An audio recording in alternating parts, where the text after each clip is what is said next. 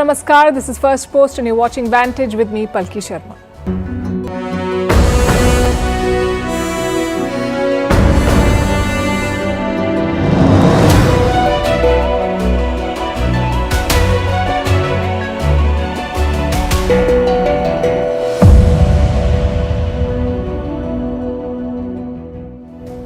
Israel is witnessing mass protests. Thousands of people are out on the streets. They're angry with their prime minister after 6 more Israeli hostages were found dead in Gaza. The people say he's putting his political survival above the lives of citizens. The US, meanwhile, is finalizing a ceasefire deal. Will Netanyahu take it? We'll discuss.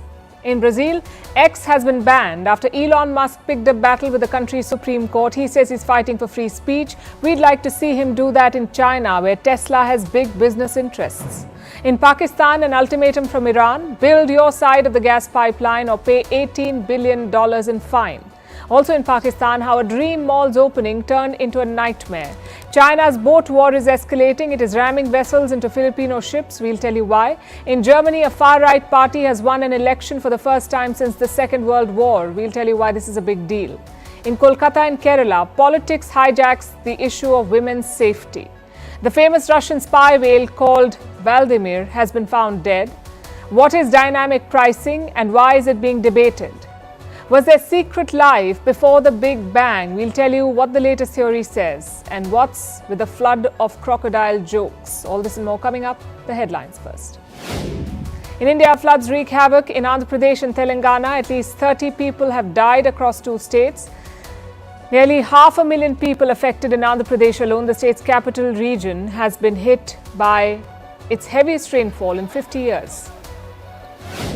Ukraine downs 22 Russian missiles fired towards Kiev. Loud explosions heard in the Ukrainian capital. This comes as Russia continues to advance in East Ukraine. Russian President Vladimir Putin says Kiev's incursion into Kursk won't deter Moscow. Azerbaijan's ruling party wins the snap parliamentary election, but the opposition is crying foul. President Ilham Aliyev has ruled over the oil and gas-rich country for over 2 decades. International observers say no election held under President Aliyev has been free or fair. China rolls out the red carpet for leaders from Africa. Beijing is hosting the China-Africa Forum this week. It will be Beijing's biggest diplomatic event since the COVID pandemic. China wants to deepen its ties with the resource-rich continent of Africa. Beijing is Africa's largest trading partner. And Sweden tells parents that toddlers should not be allowed to watch screens at all, asking parents to keep children under the age of 2 away from digital media and television. The Swedish government is also mulling a ban on smartphones in primary schools.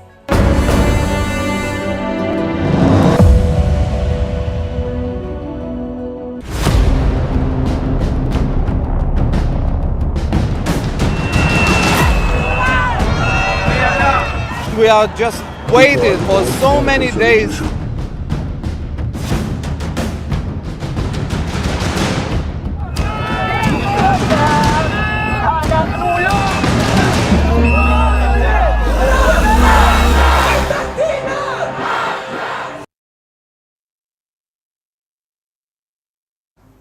Israel, as you can see, is up in arms. The people are angry and out on the streets because of the news they got over the weekend. 6 more Israeli hostages found dead in Gaza. For many Israeli citizens, these deaths were a tipping point. So they stepped out of their homes in the thousands to protest against their government. Most of these people are blaming one man for the hostage deaths, their Prime Minister Benjamin Netanyahu. There is widespread anger against him, and his security forces are facing the brunt of it.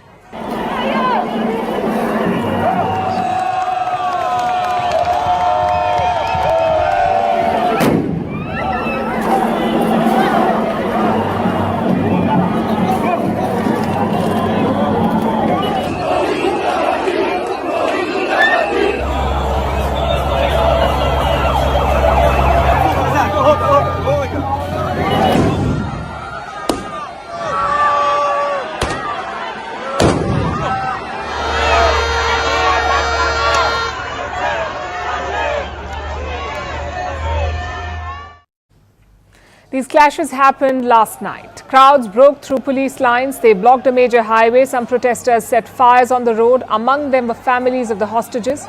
For months, they have been criticizing Prime Minister Netanyahu, accusing him of ignoring the safety of hostages and prioritizing his political survival. We are here to protest against the Israeli government that is making wrong decisions. This government, because of political reasons and for the right extreme coalition of Netanyahu, is breaking those values. And this is the core of the existence of our country. No values, no country. That's why we're here, to save the country, to bring back the hostages. I think we have a criminal government who lets the hostages be murdered only for the sake of the coalition.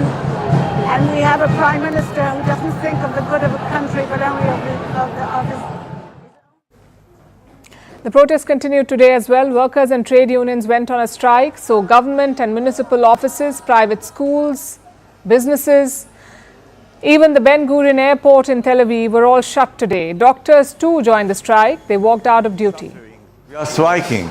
It's a very hard word for physicians who are here to take care for the life and the well-being of our patient. But we are in a very, very hard situation now, we and all the country, because of the hostages. We can't stand aside, and that's why we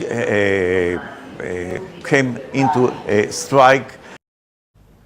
In Tel Aviv, a huge crowd gathered outside the Defense Ministry. All these protesters have two demands: a ceasefire deal in Gaza and the return of all remaining hostages. That is what they want. Crowds also gathered at the funeral of one of the hostages who died in Gaza. לא ככה דמיינתי את הסוף שלך, עדן יקר שלי. כל כך רציתי לקבל אותך בחזרה חיה. רציתי לקבל את עדן שלי הרעשנית, עם הצחוק המתגלגל, השטותניקית. כל כך הרבה אנשים רצו להכיר אותך, אבל לא ככה! לא ככה, עדן! The strike was supposed to end at 6 p.m. local time, but Israel's labor court intervened. That's because the government moved court. It filed an injunction against the strike, and the court termed the strike as political. It ordered the unions to end the strike in the afternoon, but this order applied only to the union workers. It was just for them. Thousands of other Israeli citizens were still out on the streets from all walks of life, voicing the same demand: get the hostages back. In some places, there were fresh clashes today.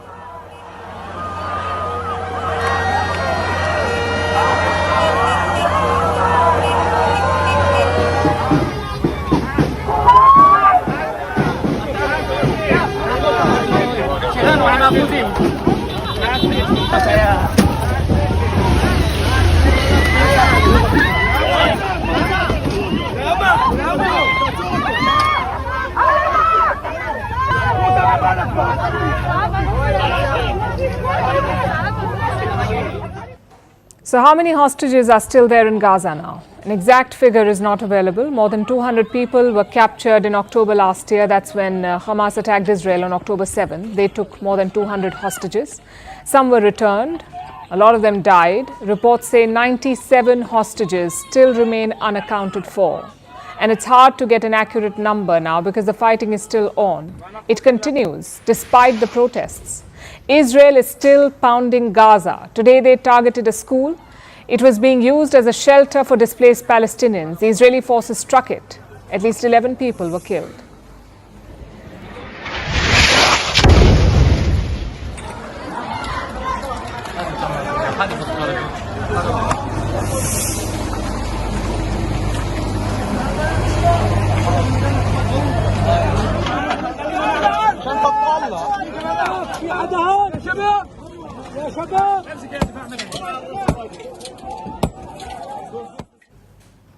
These military actions are becoming harder to justify for Prime Minister Benjamin Netanyahu, especially after what happened over the weekend. Israeli forces were on a mission. They were searching for hostages in southern Gaza. During this operation, they found the dead bodies. These 6 hostages were already dead before the Israeli forces arrived. As usual, a bitter blame game followed. Israel says Hamas killed these 6 hostages. Hamas says Israeli gunfire killed them. An American citizen was among the victims. His name is Hirsch Goldberg Polin. He had dual citizenship of Israel and the US. His death has prompted reactions from Washington, D.C. President Joe Biden issued a statement. It said, Hamas will pay for this. At the same time, the US is working on a deal. The Americans have been talking to Egypt and Qatar. Together, they are crafting a new ceasefire deal, a take it or leave it offer for Israel. And what will be the terms of this deal? A ceasefire in Gaza and an exchange proposal. Hamas could be asked to release the remaining hostages they took from Israel. In return, Israel will have to give up Palestinian prisoners.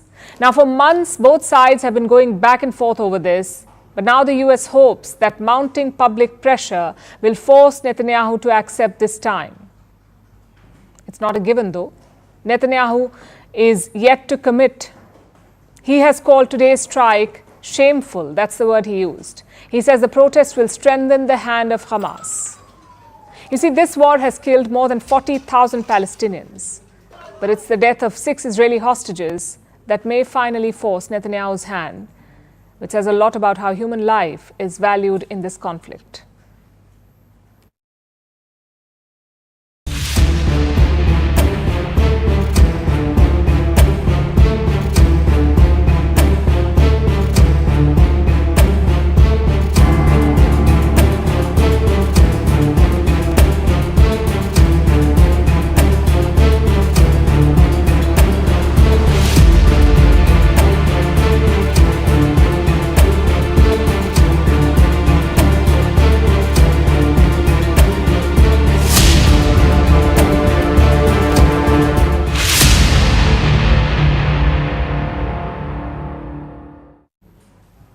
Brazil has banned X. It's a sort of decision that would make the front page, but in most places it hasn't, because the ban was largely expected.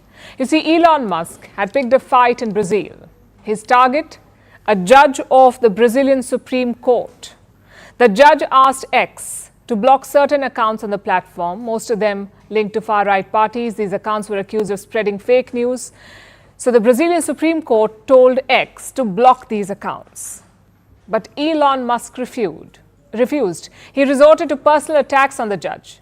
He compared the judge to Darth Vader, even called him an unelected dictator. That was his first mistake. The second mistake came last week. Brazilian laws require social media companies to appoint a legal representative. Again, Elon Musk refused. So the court had no choice, really. It has asked Apple and Google to remove X from their app stores. Of course, you can still use VPN on X using VPN. The fine is stiff, around $8,000 per day.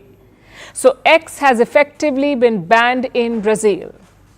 Now, this issue can be polarizing. A ban is rarely the answer to any problem, especially when free speech is involved. But Elon Musk is also responsible for what has happened. Maybe he finds the judgment unfair, in which case he can always use legal means. He can disagree and still respect the law of the land.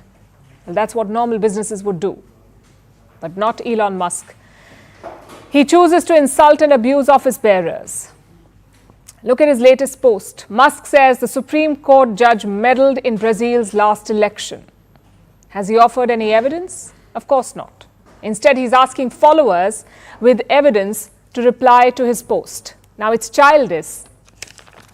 It is dangerous, but it's not unprecedented.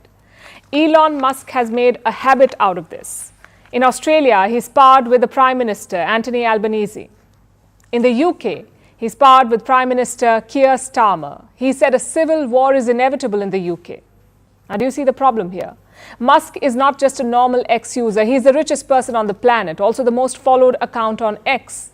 He's got 196 million followers, so his words and tweets carry weight. But Musk is not using that power wisely. He's still using it to bully and fight foreign governments. It's a sign of how far X has fallen. Elon Musk bought the platform for $44 billion. Today, it's worth around half of that. So nearly $22 billion wiped out. Same with advertisers. Out of the top 1,000, half have left X. Out of the top 1,000 advertisers, half of them have left X. The reason? Elon Musk. He was asked about advertisers leaving the platform, and his response was to abuse them.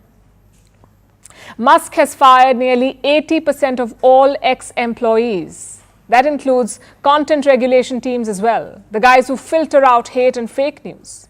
As a result, X is more toxic now. And advertising companies had a problem with this. They said their ads were being displayed alongside neo-Nazi tweets. So what did they do? Well, they pulled out. Now, all of this makes one thing pretty clear, that Elon Musk is running X into the ground. And he's now lost a key market. Brazil had around 24 million X users. It was the fourth biggest market for the company, and that market disappeared overnight, all thanks to Elon Musk and his refusal to play by the rules. Now, I know Elon fanboys won't like this. They think he's God or something. But do remember this. You may like his brash attitude when he's on your side, but he won't always be. He can always turn his attention to your country or your political group, and when he does that, you will think differently. Of course, there are exceptions here. Have you ever heard Elon Musk criticize China or Saudi Arabia? Chances are you haven't, because he hasn't done it. China is the biggest electric vehicle market in the world. They make more than half of Elon's Teslas. So he's mum on Beijing. In fact, he pushes Chinese agenda and propaganda. Last year, he said Taiwan is an integral part of China. Same with Saudi Arabia. Riyadh used to own around 5% of Tesla. A Saudi prince was also part of his takeover of X. So clearly, Elon Musk's free speech advocacy has a red line, and that red line is money. I know we've only talked about X, but these problems apply to most American social media giants. They still don't respect local laws. When other platforms do it, they get punished. But when American platforms do it, they get away. Just look at Telegram. Its CEO was arrested by France last week. Why? Because Telegram was used by organized crime groups. Same with TikTok. Western countries have curbed its use. They say TikTok is working for the Chinese regime, which is a fair point. But where is the action against X or Instagram or Facebook? Facebook was implicated in the Rohingya genocide in Myanmar. The platform Facebook amplified anti-Rohingya hate. Was Mark Zuckerberg arrested for that? No, he wasn't. No one batted an eyelid. Same with child abuse. Around 100,000 children were sexually harassed on Facebook and Instagram in 2021. Did Mark Zuckerberg face any consequences? Well, he was grilled by the US Senate, but after that, nothing happened.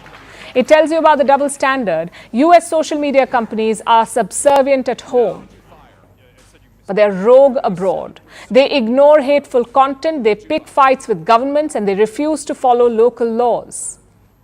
So to all the Elon bros out there, we have just one thing to say to you. Don't let American corporations decide your free speech. You have laws and courts to do exactly that.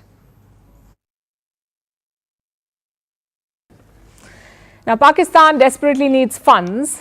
It is on the hook for billions, and the bills are piling up. You could say none of this is news. This has been the Pakistan story for a while now. What's new is this. They have a new payment to make, a demand from Iran, more like an ultimatum. You see, Pakistan had a deal with Iran. They've committed to building a gas pipeline, but they haven't built it yet. And Iran is done waiting.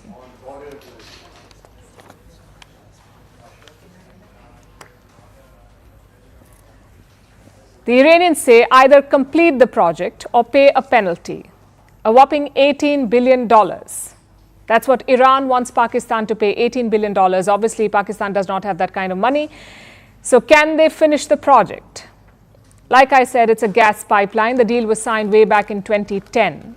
Pakistan and Iran called it the peace pipeline. It was supposed to run from the Iranian border to Pakistan's Gwadar port. That's a distance of over 1,900 kilometers. More than 1,100 kilometers of this pipeline was supposed to be on the Iranian side and more than 700 kilometers in Pakistan. And it would have been a boon for Islamabad. Their country would have benefited immensely from the project. It would have boosted their energy security. The pipeline was supposed to supply up to 1 billion cubic feet of gas per day. This volume of gas can power up to 30 million homes a day. Now, the tenure of this pact was 25 years. 14 of those years are already over, and Pakistan is still sitting on it. It is yet to build the pipeline. Iran has done its bit though. Their side of the project is done. They're ready to export the gas. And they've invested heavily in this pipeline, at least $2 billion so far. That's what Iran has invested. But Pakistan has not delivered on its part. It hasn't even completed the groundwork. The pipeline, like I told you, was supposed to be built in Gwadar. According to the Pakistani press, they're yet to acquire the land for this project. Now, you may ask why. Why is Islamabad dragging its feet? Well, they blame all of it on US sanctions. And for a change, they may have a point. The US has placed sanctions on Iran over the Iranian nuclear program. It has kept Iran out of the international banking system. So if Pakistan imports energy from Iran, if Pakistan buys gas from Iran, it will end up violating American sanctions. What's worse, it could be slapped with American sanctions. Needless to say, Pakistan cannot afford that and they will not risk it. But this is not the only reason they've been lagging behind. Pakistan has made multiple flip-flops on this matter. In the month of March this year, they said they don't need a waiver, that Pakistan does not need a waiver from the US to construct the pipeline. That's what their foreign minister said, foreign ministry said. But within a few days, they changed their tune. Pakistan's petroleum minister said they would seek a waiver for the project after all. In fact, he said, and I'm quoting, they would plead Pakistan's case vigorously. These flip-flops seem to have upset Iran. In 2014, they had granted a 10-year extension to Pakistan. That extension will expire this month. So now Iran has sent a final notice to Islamabad. Their message is quite simple. Build the pipeline or we'll see you in court. And what happens if Pakistan does not comply? Well, Iran could move the International Court of Arbitration. The court could impose penalties on Pakistan. If Pakistan loses this case, they could be asked to pay up to $18 billion. This is money that Islamabad does not have, $18 billion. It was bailed out by the IMF earlier this year, remember? It's the International Monetary Fund, the lender of last resort. And that bailout was not enough. So Pakistan is lobbying with the IMF again for a larger and longer bailout. Although that wouldn't stop Iran from seeking damages. Pakistan is also a repeat offender. In 2019, an Australian mining company took Pakistan to court over an exploration contract. The company had invested in a copper mining project. The International Court of Arbitration heard the case. They found Pakistan guilty. They imposed a fine of $6 billion. Pakistan later settled the case out of court, and they still ended up paying $1 billion to the Australian company. Pakistan also has energy bills to pay. It owes some $15 billion to Chinese companies. Those bills are still unpaid, those power bills to China. Again, Islamabad does not have the money to settle them. In July, it reached out to China with a request. It wants this debt to be restructured. What does that tell you? If the Chinese can't get Pakistan to pay, we say good luck to Iran. The peace pipeline should serve as a cautionary tale. Pakistan is a serial defaulter and it is broke. Iran's pipeline looks like a pipe dream.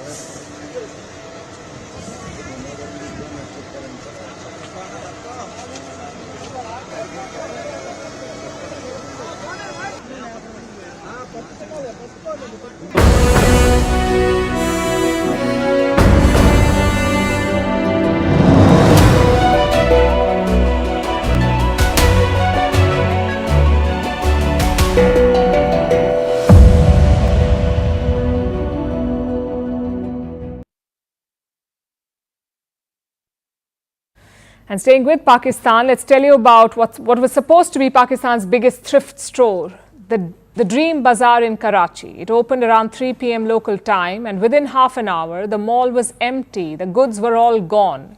Now, you'd imagine the opening was a super hit. But then again, this is Pakistan. The mall was empty because of an out-of-control mob that looted it. They vandalized it, they broke the glasses, beat up the security personnel and took all the goods home. How did Karachi's dream turn into such a nightmare? Our next report tells you.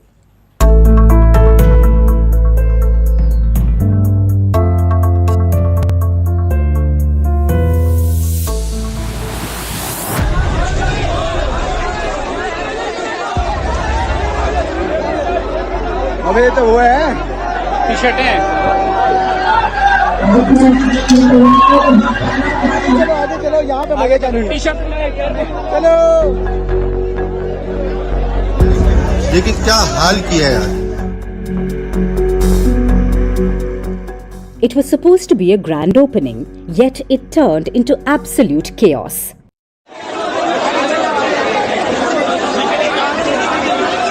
This is Dream Bazaar. It's located in the city of Karachi in Pakistan.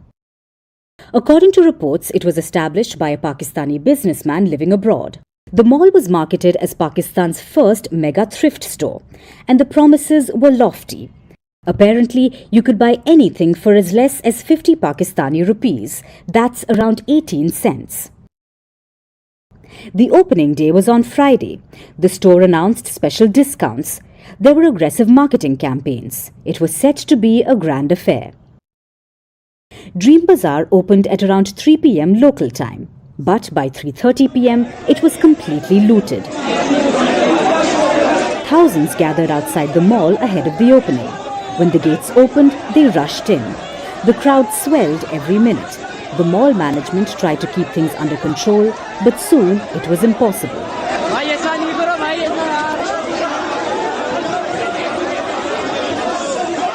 And things descended into chaos.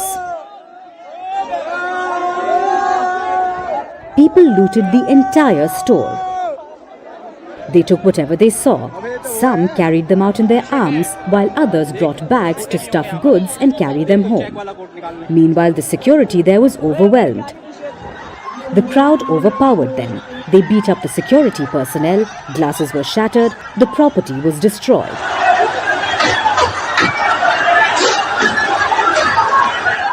Some people even filmed themselves while vandalizing the store.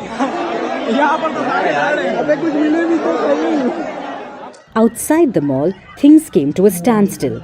Traffic stopped and people gathered. But where were the police? Well, they were nowhere to be seen. Some allege the police ignored the looters and were beating up bystanders instead. Of course, the incident has since divided Pakistani social media. Some called it a banana republic. Others lamented the lack of rules or ethics. But more importantly, it's a commentary on the country itself and its economy. Take Karachi, for example. It's where the mall is located.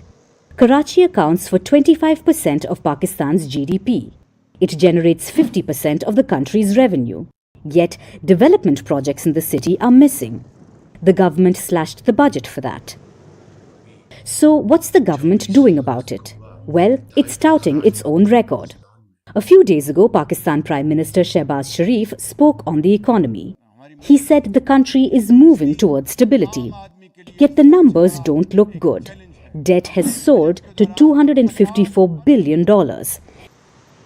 This comes as Pakistan is anxiously awaiting a $7 billion bailout from the International Monetary Fund. Meanwhile, the people of Pakistan are struggling. Inflation is still high, things remain unaffordable, and the angst is palpable. The looting and vandalism in Karachi reflected this.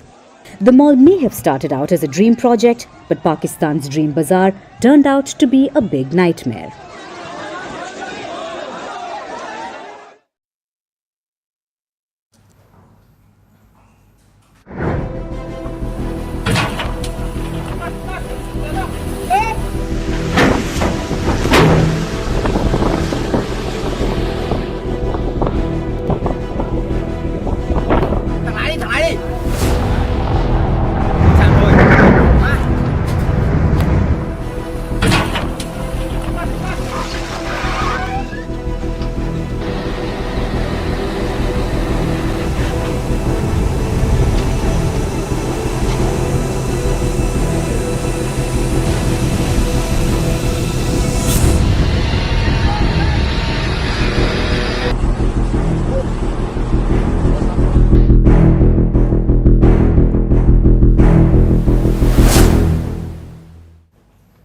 Now let's turn our attention to Southeast Asia. A clash took place over the weekend, a maritime clash between the Philippines and China in the West Philippine Sea. That's the part of the sea that belongs to the Philippines. Therefore, it's called the West Philippine Sea. But China claims the entire region as its own, and it tries to enforce these fantasies with aggression. On Saturday, this happened again. Multiple Chinese ships ganged up on a Philippine Coast Guard vessel. Then one of the Chinese boats rammed into it thrice. Take a look.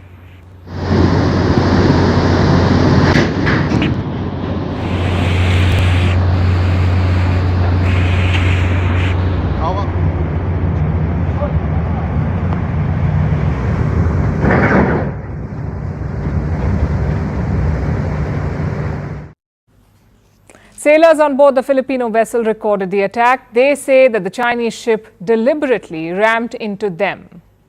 And that's certainly what it looks like. The Filipino ship was damaged. There are now holes in the ship's hull. You can see the aftermath.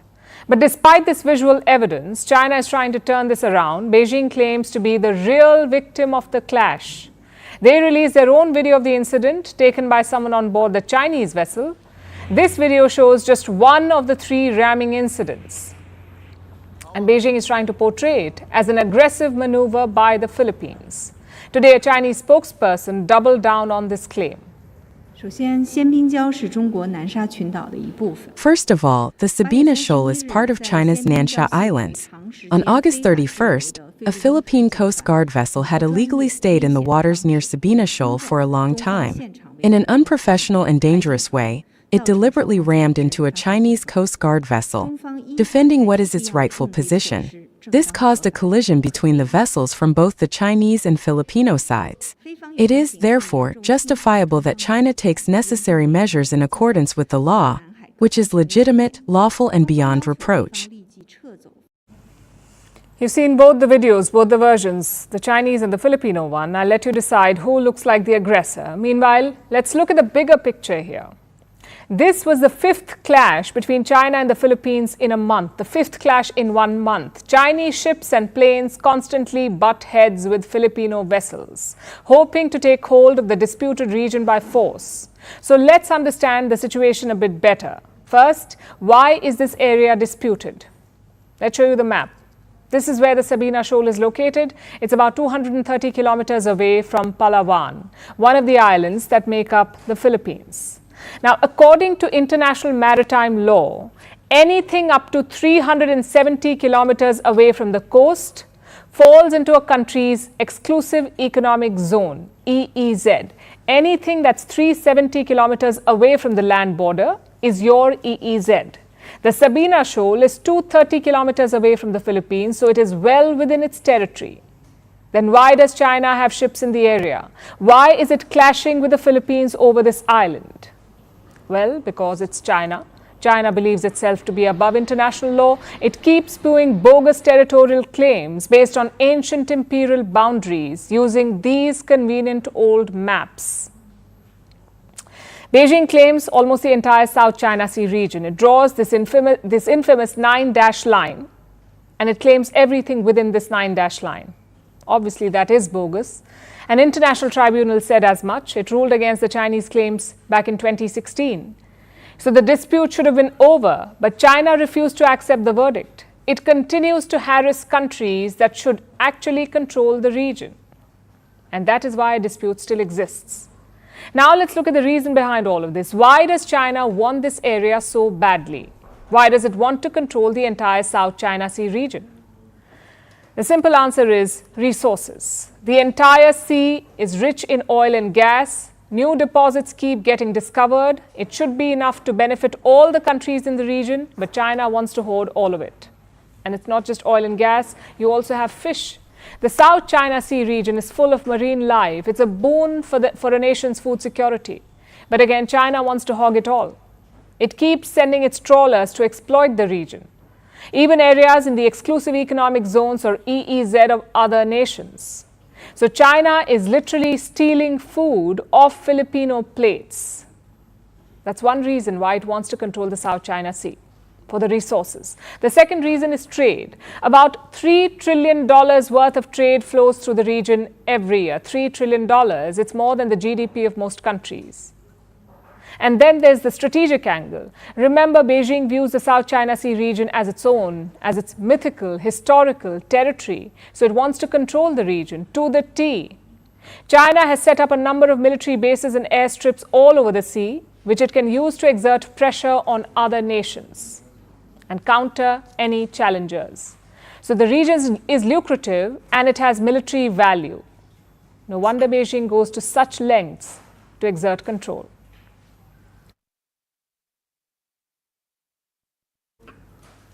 Our next story is from Germany. An election took place there yesterday in two German states, Saxony and Thuringia. Now, these were state-level elections. They won't change the country's top leadership, but the results made global headlines because an unlikely force ended up the winner, a far-right party called Alternative for Germany, or AfD. That's the party, AfD. It won the state of Thuringia and it came second, a very close second, in Saxony. And this seems to have alarmed the world because it's a first since the Second World War, the first time since the Second World War that a far-right party has won elections in Germany. The last far-right party to do so was the Nazi party. Yes, those Nazis. So you can understand the discomfort. And you can decide for yourself if it is warranted. Here's the co-leader of the AfD giving a glimpse of the party's politics. Our school classes are being flooded with children and young people from foreign cultures who come from archaic backgrounds, marked by Muslim beliefs. They are uneducated and all they speak is gibberish. Children no longer learn anything. And this is the result as to why those young people who still want to have a perspective in our country have supported the AfD as much as they have. As you can see, the AfD takes a hard line on immigration. They don't want any foreigners in Germany. Now, being against illegal immigration is one thing, but the AfD's rhetoric has raised concerns. They've been branded, and I'm quoting, they've been branded as suspected extremists. The German courts have given the party that status, suspected extremists. But people still voted for them. The AfD emerged as the biggest party in the state of Thuringia. It won almost 33% of the vote. In neighbouring Saxony, the AfD came a close second. It polled at over 30%, but narrowly lost out to the Christian Democratic Union, who won about 32% of the vote. Now let's look at what this really means.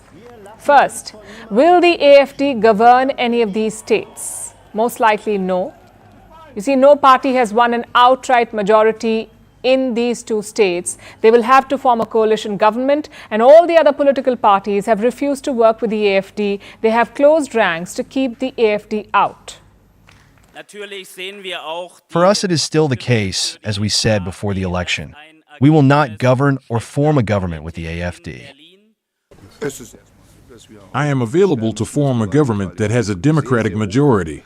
And I have always made it clear throughout the election campaigns that I am not fighting against the CDU. I am not fighting against the BSW. I am not fighting against the other Democratic parties. I am fighting against the normalization of fascism. So the AfD may not get a chance to govern, not yet anyway, but they aren't powerless either. In Thuringia, at least, they have the power to veto certain decisions, like the appointment of judges and security officials. So the party will have a say in governance. Now to the second big question. How did a far-right party get so powerful in Germany? After the Second World War, Germany rejected far-right politics. Most Germans were ashamed of the Nazi atrocities, so they distanced themselves from that brand of politics. But the far right got a shot in the arm in 2015 thanks to former Chancellor Angela Merkel. She allowed more than 1 million refugees to move to Germany. Most of these people were fleeing the civil war in Syria. It was a kind gesture on her part, but it seems she underestimated the repercussions. 1 million foreigners moving in led to friction, especially in the East German states, which are poorer than those in the West. There was already a scarcity of economic opportunities here. And now the locals had to compete with foreigners as well. It worsened their economic situation. Add to this the cultural friction, the religious friction, And you have the perfect storm. The AfD tapped into the anti-immigrant sentiment, and they've been getting more popular since then. So Merkel's immigration policies helped propel the rise of the German far right. And her successor, Olaf Scholz, is facing the heat. Germany goes to polls next year. The state elections were like a trial run, and the results will give Scholz sleepless nights. So far, he has barely managed to keep the AfD from taking power, but who knows what will happen in the next few months.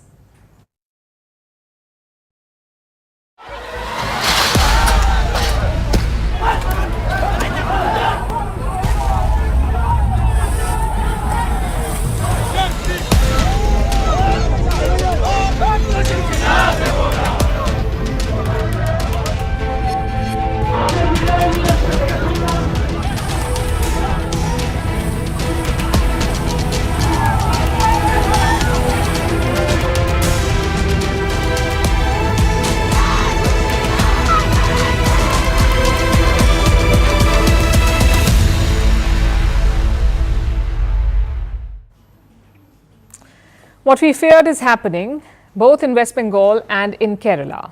Both states saw significant events last month. In Kerala, the Hema Committee report came out. It exposed sexual abuse in the Malayalam film industry. In West Bengal, the brutal rape and murder of a doctor, that too inside a government hospital. Both events raised the same questions. Why are women unsafe at their workplace? What can we do to make it better? Both events also triggered massive outrage. In Kolkata, we have seen public protests. Today, hundreds of junior doctors gathered in the city. They had one demand: the Kolkata Police Commissioner must resign.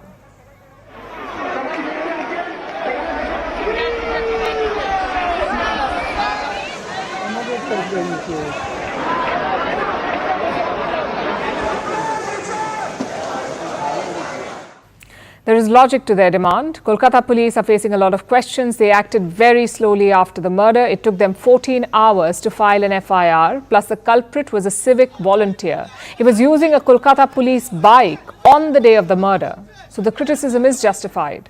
Of course, the state police is not investigating the case anymore. The CBI, the Central Bureau of Investigation, is doing that. And they are building a case against the main suspect, the civic volunteer Sanjay Roy. He plans to plead innocent in court. His lawyer says Roy is being framed. Meanwhile, the CBI is also probing a second case, that of corruption at the RG Kar Medical College. At the center of it is the ex-principal. He is accused of running a mafia inside the college. Today, he was arrested by the CBI, and rumor is that he has political patronage. A new audio clip is doing the rounds. It features a conversation between a junior doctor and this ex-principal's aide. The aide name drops the chief minister in this audio. He uses political links to threaten the junior doctor. Now, we've not been able to verify the audio. The principal's aide says it is doctored. So that's where the Kolkata case is at. The accused will plead not guilty, and the CBI is probing corruption. Which brings us to Kerala.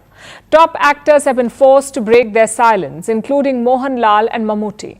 Remember, Mohanlal was the chief of the Artists' Union. He resigned after the Hema Committee report was published. Reports say he was part of a power group, a group that basically ran the industry and shielded predators.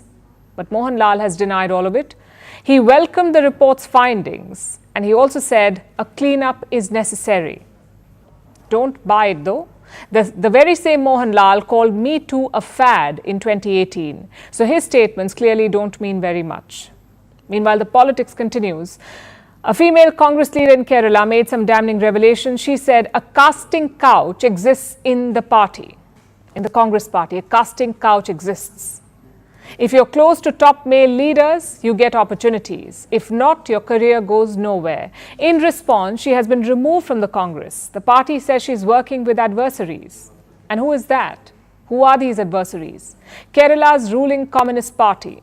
Fun fact about them. One of their lawmakers is accused of rape. Actor turned MLA Mukesh. He's been booked for rape by the Kerala police. But the Communist Party has not asked him to resign. It probably sums up the situation in Kerala and West Bengal. Days of outrage, days of street protests, all of it drowned by the political games. And this has always been India's problem. We've never been short on outrage. We hit the streets, we scream from TV studios, we hold candlelight marches, but then the politicians roll in and we get distracted. We don't know how to convert outrage into meaningful action. Just look at West Bengal. Tomorrow the government will introduce a new law, death penalty for convicted rapists. The hope is it will stop future crimes, but guess what? The crimes are already happening. 2 assault cases have been reported in West Bengal, both at hospitals. On Saturday, a 13-year-old girl was molested in Howrah. The same day, a nurse was assaulted in Birbhum. Do you think these criminals care about the law or the quantum of punishment? They have probably seen the protests and outrage in Kolkata, yet they did not think twice before doing what they did. So let's get one thing clear here. Outrage alone will not solve this problem, nor will cosmetic political moves. We need to channel that outrage into meaningful solutions. If not, another turning point may slip away from us.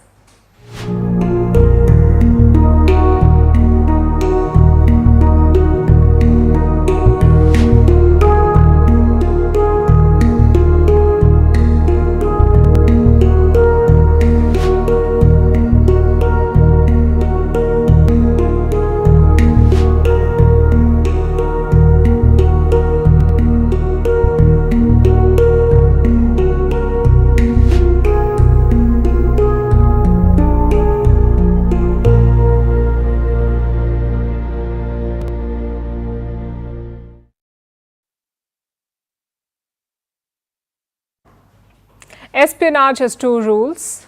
Don't talk about what you do and don't look like a spy. So who better to go undercover than animals? And no one knows this like Vladimir. I'm not talking about the Russian president Vladimir, who too was a spy. I'm talking about a beluga whale called Vladimir, who was believed to be a Russian spy. The whale became a bit of a celebrity over the years and now he has died. We'll tell you all about him and answer your burning questions about wild sleuths that roam among us. Who are they? How are they trained? And do they have cool gadgets? Here's a report. The name's whale, beluga whale, with a license to krill, pardon the pun, and an even cooler nickname, Vladimir. If this reminds you of a certain world leader's name, you aren't wrong, and we'll tell you why. But first, what's going on with Vladimir? He has died. That's unfortunate, but why is the death of a whale making the news? Because this is possibly the world's most famous whale, and it had a cooler job than most of us ever will. Vladimir is world-renowned for being a spy. This is the assumption, at least. No one has any proof. Guess Vladimir did its job a little too well. He was over 4 meters long and weighed about 1,200 kgs. Kind of hard to miss. He was first spotted in Norwegian waters 5 years ago. This was strange for 2 reasons. First, belugas are rarely seen in such busy waters this far south of the high Arctic. And second, the whale was spotted wearing a harness with a GoPro camera attached to it. And the harness said, "Equipment of St. Petersburg." This raised suspicions. People wondered if the whale was on a Russian reconnaissance mission. Russia has never answered the rumors or claimed ownership of the whale. But if the whale was a spy, he was an exceptionally friendly one. The whale was comfortable around people. He responded to hand signals. He showed signs of domestication, and he captured people's imagination almost instantly. That's where he got the nickname, Vladimir. Val is the Norwegian word for whale, merged with what sounds like Vladimir, from the Russian president's name, Vladimir Putin. But now, Vladimir is dead, and no one knows why. But animal rights groups are demanding answers, because Vladimir died at the age of 15. That's relatively young for a beluga whale, whose lifespan can reach 60 years. But it's certain that Russia won't be coming forward with any answers. Multiple sources have cited evidence of Russian programs training animals as spies, but Moscow has repeatedly denied these reports. This is not the first time animals have been used to spy. Just this year, a pigeon was captured in India over accusations of spying for China. The pigeon refused to spill the beans. It didn't utter a word, obviously. Eventually, it was released after being held for 8 months. It's not the only wily animal detained over suspicions of espionage. In 2011, Sudan captured an unlikely Mossad agent, a vulture. It apparently had a GPS tracker and wore tags from Tel Aviv. In 2007, Iran arrested 14 spies, all of them squirrels. Being a spy is a tough enough job as is. The first days are often the hardest. In the 1960s, the US intelligence agency, the CIA, spent $14 million training purring sleuths. The idea was to use cats to pick up Russian intelligence. But it went bust on day one itself, when a cat was run over by a car outside the Soviet embassy in Washington. Occupational hazard, it seems. But despite this, wild sleuths will always be widely used. Because no one follows the first rule of spying like they do. They don't look like a spy.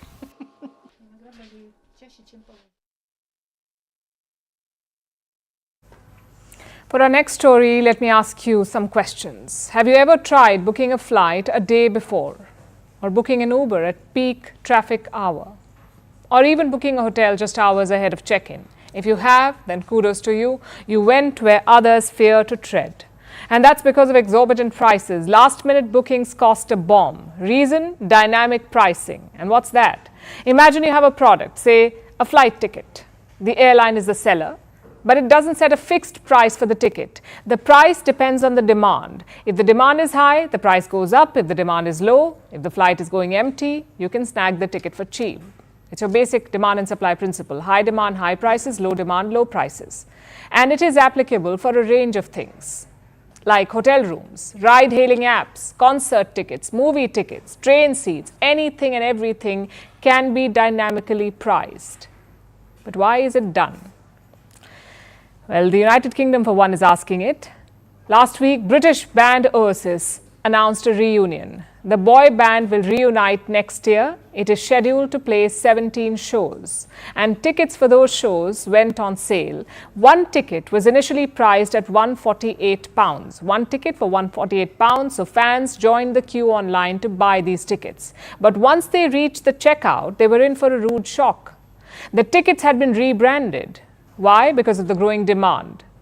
They were now selling for £355 a ticket. So more than 100% markup. And this hasn't gone down well with Oasis fans, also with the British government, where Culture Secretary Lisa Nandy has slammed the inflated prices. The government is launching an investigation into the pricing of tickets. And this has triggered a debate on the practice of dynamic pricing. Is it good or bad? Is it fleecing people or just pure economics? Let's look at the pros first. Dynamic pricing focuses on one principle, the free market. Market forces determine the price of goods. If the demand is high, the charges are more. If it is lower, prices drop to attract more customers. It helps companies pad their margins, manage the inventory, and align better with the market. Take travel, for example. It's a volatile industry. So hotels and airlines must adjust prices to meet the demand. They can use dynamic pricing to optimize their revenue. But there's a catch. In concept, dynamic pricing works both ways, meaning prices can go higher or lower. But in practice, they seem to go only one way, and that is higher. Or we only notice when prices surge. For example, try booking a flight in off-season. Chances are the prices are lower than usual. But we take that as granted. Human psyche associates dynamic pricing to surge pricing only. And that puts off customers. Plus, there's a nagging question. Who determines this demand?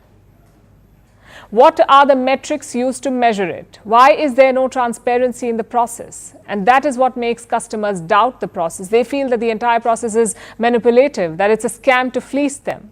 Take Wendy's, for example. It recently introduced dynamic pricing. If there were more people in a store, they would pay more for a burger. That's what they introduced. But people were furious. They threatened to boycott the chain, so Wendy's took it back. Then there's PVR Inox. They too have dynamic pricing for movie tickets. The idea is to increase footfall, but customers complain of high prices, which is why we need regulation. These are just two examples. A lot of companies do it. We need regulation because what if companies are increasing prices just for the sake of it? Say you order food. The company says the demand is high, so you pay for surge pricing. But where's the proof? How do you actually know that there is more traffic? Who regulates that? So we need mechanisms in place to monitor the extent and practice of dynamic pricing. So to sum it up, dynamic pricing can be a useful tool. On paper, it even sounds fair, but the problem is the way it's implemented. Customers always feel that they're losing out. What we need is more transparency from companies and a better understanding of how it works for customers. Tell us what you think.